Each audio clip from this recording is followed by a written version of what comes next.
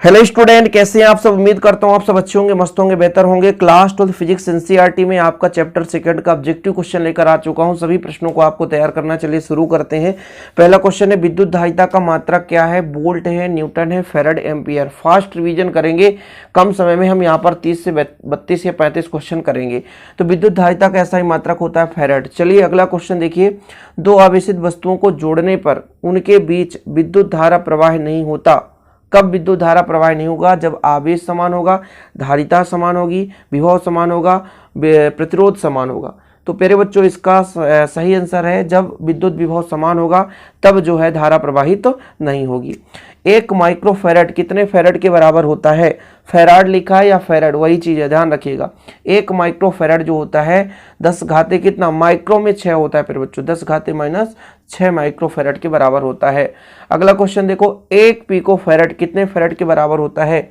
और पीको में होता है 12, वो भी माइनस में। क्या? 12, वो भी माइनस में। तो राइट आंसर हो जाएगा 10⁻12। 9 किलोमीटर त्रिज्या वाले गोलीय चालक की धारिता कितनी होगी? अब यहां पर प्यारे बच्चों आपको सॉल्व करना होगा, तो इसको मैं सॉल्व करके बता दे रहा हूं, थोड़ा सा ध्यान दीजिएगा। चूंकि प्यारे बच्चों C बराबर होता है 4πε0 × r, ठीक है, ध्यान दीजिएगा।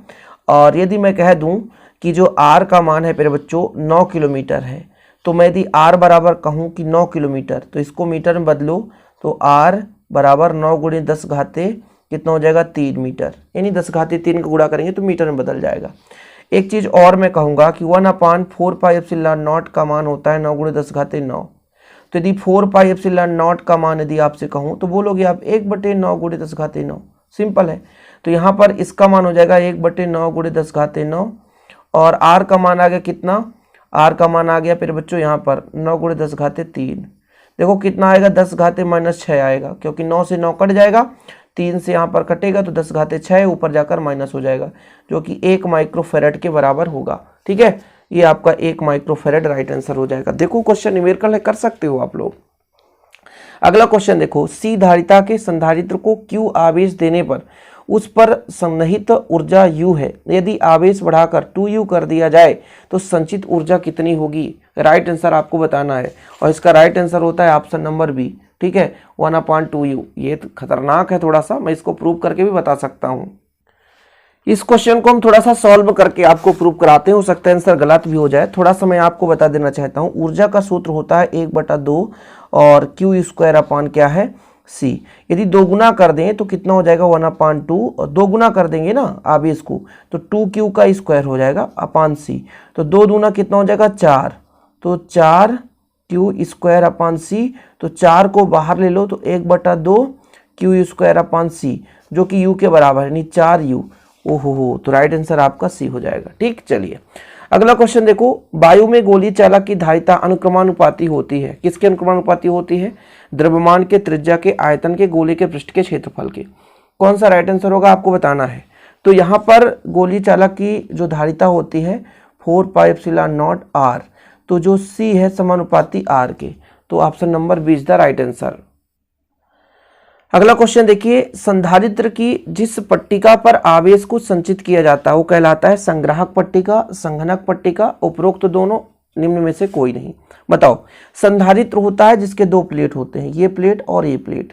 इस पर +Q आवेश दिया जाता है ना, तो इसके पास वाले तल पर -Q, दूरवर्ती तल पर +Q आवेश, जो कि पृथ्वीकृत हो जाता है। तो संधारित्र की जिस पट्टिका पर आवेश को संचित किया जाता है, जिस पट्टिका पर आवेश को संचित करना, तो संचित करना मतलब संग्राहक, तो ये हो जाएगा संग्राहक पट्टिका। ठीक है, चलिए जो पट्टिका भूद्रित रहती है, मतलब जमीन से संपर्क में रहता है, उसे कहते हैं भूद्रित, मतलब संघनक पट्टिका। तो ये हमारा संग्राहक होता है। पहला नंबर इस संग्राहक और इस संघनक पट्टिका कहलाती है। संग्राहक है, दूसरा संघनक पट्टिका कहलाती है। संधारित्र कितने प्रकार के होते हैं? तो 3 प्रकार के होते हैं। ठीक है, बेलनाकार, गोलीय और समांतर प्लेट संधारित्र। तो संधारित्र कितने प्रकार के होते हैं? तो ऑप्शन नंबर सी, 3 प्रकार के। निर्वात का परावैद्युत स्थिरांक होता है, कितना होता है? 1, 1.2, 2.4, 2.3। कितना होता है? तो भाई साहब निर्वात का परावैद्युतांक 1, हमेशा के का मान 1 लेकर चलते हैं। निर्वात के लिए बाह्य निर्वात में हमेशा 1 लेते हैं। टेफ्लॉन का परावैद्युतांक स्थिरांक कितना होता है? टेफ्लॉन का, टेफ्लॉन का होता है 2.1। कितना? 2.1। अगला देखो, समांतर पट्टिका वायु संधारित्र में जब वायु के स्थान पर उच्च परावैद्युतांक नियतांक का एक माध्यम रखा जाता है तब संधारित्र की धारिता में क्या होती है? बढ़ती है, घटती है, कोई परिवर्तन नहीं होती है, शून्य हो जाती है। तो इसके लिए हमको एक फार्मूला तैयार करना पड़ेगा। समांतर प्लेट संधारित्र का फार्मूला क्या होता है? C बराबर होता है एप्सिलॉन नॉट KA। देखो, यदि ऊपर का मान बढ़ेगा तो धारिता बढ़ेगी। तो भाई बोला है कि वायु के स्थान में उच्च परावैद्युतांक, K के जगह उच्च परावैद्युतांक का माध्यम रख देंगे तो संधारित्र की धारिता क्या हो जाएगी? ऊपर का मान बढ़ रहा है तो बढ़ेगा, ठीक है, इसलिए बढ़ेगा। ठीक, अगला देखो, किसी पदार्थ का परावैद्युत नियतांक होगा हमेशा एक मिनट, किसी पदार्थ का परावैद्युत नियतांक हमेशा अधिक होता है। 0 से अधिक होता है, 0.5 से अधिक होता है, 1 से अधिक होता है, 2 से अधिक होता है। राइट आंसर बताना भाई साहब। तो हमारा 1 से अधिक होता है, ठीक है। किसी यदि पदार्थ की बात करेंगे तो हमेशा वो 1 से अधिक ही रहेगा उसका परावैद्युतांक।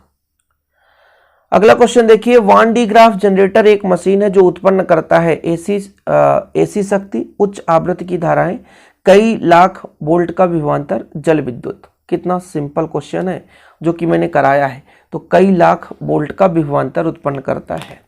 अगला क्वेश्चन देखो, एक समांतर पट्टिका संधारित्र की दोनों प्लेटों के एकांक आयतन में संचित ऊर्जा का मान कितना होगा? इसके लिए हमको निकालना पड़ता है। तो भी यहाँ पर आप फार्मूला तैयार कर लो, 1/2 है ना, एप्सिलॉन नॉट E²। अगला क्वेश्चन है, ध्रुवण का परिमाण किस पर निर्भर करता है? द्विध्रुव स्थितिज ऊर्जा पर, ऊष्मीय ऊर्जा पर, उपरोक्त दोनों पर, निम्न में से कोई नहीं। बताओ 17 नंबर का कौन सा है? ध्रुवण का परिमाण किस पर निर्भर करता है? तो द्विध्रुव स्थितिज ऊर्जा, ऊष्मीय ऊर्जा, तो दोनों पर करता है। तो option number C is the correct answer हो जाएगा। 3 संधारित्र जिनमें प्रत्येक की धारिता C है श्रेणी क्रम में जोड़ा गया है तो तुल्य धारिता कितना हो जाएगा? बताओ।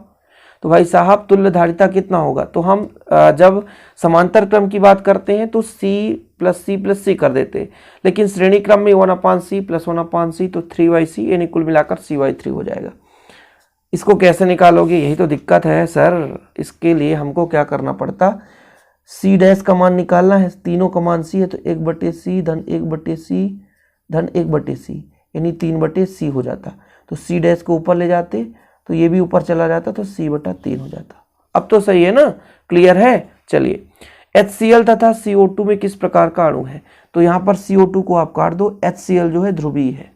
क्या है? HCl जो है ध्रुवीय है, CO2 अध्रुवीय है भाई, इसलिए HCl किस प्रकार का अणु है? तो ध्रुवीय है। पृथ्वी की धारिता कितनी होती है? बताना आपको। पृथ्वी की धारिता कितनी होती है? कितनी होती है? 711 microfarad. Option number A. 20 number का ऑप्शन नंबर ए हो जाएगा। 150 एक समान बूंदों में से प्रत्येक को 50 वोल्ट का विभव तक आवेशित किया जाता है। इन्हें जोड़कर नई बूंद का विभव क्या होगा? इन्हें जोड़ करके एक नई बूंद बनाई गई तो फिर विभव कितना होगा? 125 एक समान बूंद है और प्रत्येक को 50 वोल्ट विभव तक आवेशित किया जाता है और इन्हें जोड़ करके एक नई बूंद बनाई गई, तब उसका विभव कितना होगा? तो भाई इस तरीके से आप कोशिश ये करो ज्यादा से ज्यादा वैल्यू आना चाहिए, तो 1250 वोल्ट होगा। तो ऐसे न्यूमेरिकल के लिए मैं अलग से वीडियो ला दूंगा, बिल्कुल आप चिंता ना करें। तो अगला क्वेश्चन देख लीजिए, संधारित्रों के समांतर क्रम संयोजन में जो राशि प्रत्येक संधारित्र के लिए समान होती है, जब समांतर क्रम संयोजन होता है संधारित्र का तो क्या समान होता है? ये आपको पता होना चाहिए। तो विभवांतर आपका समान होता है, ठीक है, विभवांतर आपका समान होगा। आवेशों के पुनर्वितरण में क्या क्षय होती है? तो ऊर्जा क्षय होती है। क्या? ऊर्जा क्षय होती है। तो यहाँ पर मैं लिख देता हूँ ऊर्जा क्षय होती है। क्या क्षय होती है? ऊर्जा क्षय होती है।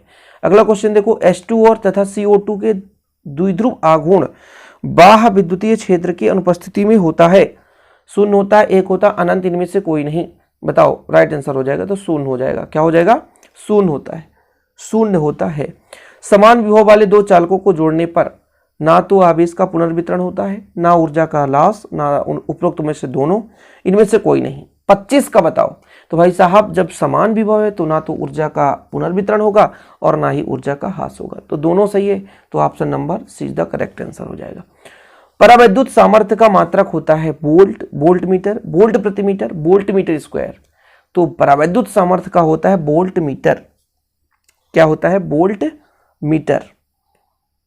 वोल्ट से प्रति मीटर होना चाहिए, है ना, वोल्ट प्रति metre, option number C, volt प्रति मीटर। ये लो, ठीक। ये देखो, यदि कोई संधारित्र उपलब्ध हो तो उसके समूहन में उच्चतम धारिता प्राप्त करने के लिए क्या करना चाहिए? मतलब हमें अधिकतम प्राप्त करना है तो समांतर क्रम में जोड़ना चाहिए कि श्रेणी क्रम में जोड़ना चाहिए? सोचो। तो भाई साहब, यदि हमें अधिकतम प्राप्त करना है तो समांतर क्रम में जोड़ना चाहिए, ठीक है। किस क्रम में जोड़ना चाहिए? समांतर क्रम में, क्योंकि समांतर क्रम में C बराबर होता है C1 plus C2 plus C3। क्रम से सीधा फंडा है, आप निकाल दो। और अगला क्वेश्चन है विद्युत धारिता का विमीय सूत्र, मैंने निकलवाया है, ठीक है। ये आपका होमवर्क है, 4 में से आपको कौन सा राइट आंसर होगा ये आपके लिए है, आपका होमवर्क है, ठीक है। बताना कौन सा होगा। किसी भी चालक द्वारा आवेश संग्रहित करने की क्षमता को कहते हैं, किसी भी चालक द्वारा आवेश संग्रहित करने की क्षमता को क्या बोलते हैं भाई साहब? तो बोलते हैं आपका धारिता। आवेश संग्रहित करने की क्षमता को धारिता कहते हैं। फिर से हमारा न्यूमेरिकल है, इसे मैं छोड़ दे रहा हूं, इसे करने की जरूरत नहीं है। अगला क्वेश्चन देखो, समान धारिता के दो संधारित्रों को पहले श्रेणी क्रम में फिर समांतर क्रम में जोड़ा जाता है तो तुल्य धारिताओं का अनुपात क्या होगा? पहले दो धारिताओं को श्रेणी क्रम में जोड़ेंगे, फिर समांतर क्रम में जोड़ा जाता है तो तुल्य धारिता कितना होगा प्यारे बच्चों? ये सारे न्यूमेरिकल हैं, ऐसे क्वेश्चन मैं आपको कराऊंगा, बिल्कुल चिंता ना करें। समांतर प्लेट संधारित्र में प्लेटों के बीच की दूरी बढ़ाने पर धारिता के मान में क्या परिवर्तन होगा? तो दूरी के व्युत्क्रमानुपाती होता है। समांतर प्लेट संधारित्र का धारिता क्या होता है? C बराबर एप्सिलॉन नॉट के और A अपॉन डी। डी बढ़ेगा तो धारिता कम होगी, दूरी बढ़ाएंगे धारिता घटेगी। तो 32 का कौन सा हो जाएगा? Option number B. समांतर प्लेट संधारित्र के प्लेटों के बीच परावैद्युत माध्यम भर देंगे तो K का मान बढ़ाएंगे तो बढ़ेगा, K का मान बढ़ाएंगे तो बढ़ेगा, ये पहले भी बता चुका हूं मैं। और आखिरी के दो क्वेश्चन हैं, ये बताना है CO2 है, CCl4 है, N2 है, किस प्रकार का परावैद्युत है?